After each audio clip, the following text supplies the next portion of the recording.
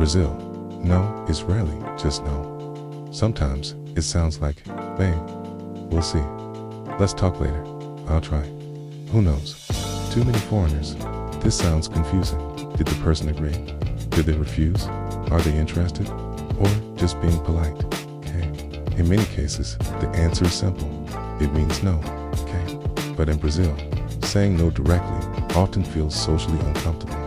And that reveals something important about the Brazilian mind. In some cultures, direct refusal is normal. "No, I can't. No, I don't want to. No, that won't work." Clear, efficient, final. In Brazil, that same directness can feel harsh. Direct no may sound cold, dismissive, even aggressive. This communication is not only about information, it is also about preserving emotional balance. Brazilian communication often prioritizes the relationship over clarity. The message matters, but how the other person feels matters too. A direct refusal can create discomfort, so people soften it. Instead of closing the door immediately, they leave emotional space open. That is why you hear, "Maybe later. Let me see. I'll check." Sometimes there is real intention. Sometimes there isn't. But socially, the softer form feels safer.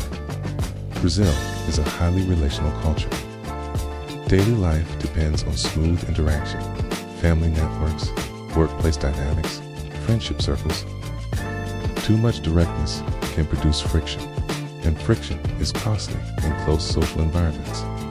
So, ambiguity becomes a social lubricant, not necessarily dishonesty.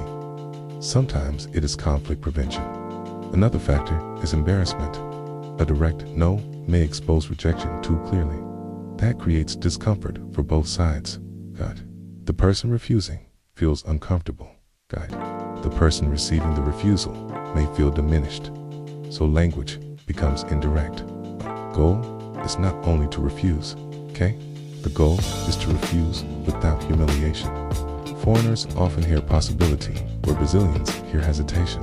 A foreigner hears maybe and thinks there is still a chance. A Brazilian often hears that probably won't happen. Same word, different cultural meaning.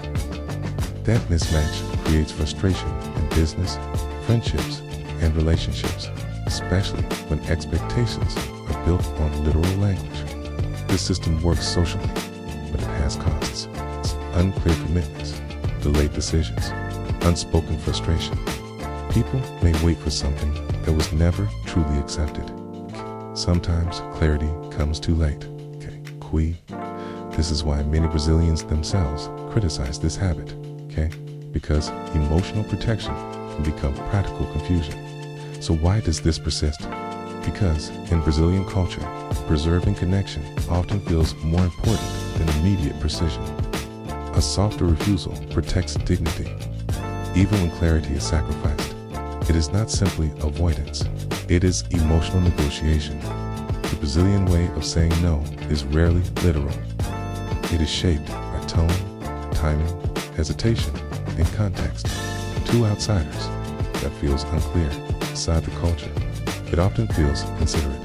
Not because Brazilians fear truth, but because they often fear unnecessary rupture. And in the next episode, we'll explore why Brazilians often appear highly confident socially while privately carrying strong insecurity. Welcome back to the Brazilian Mind.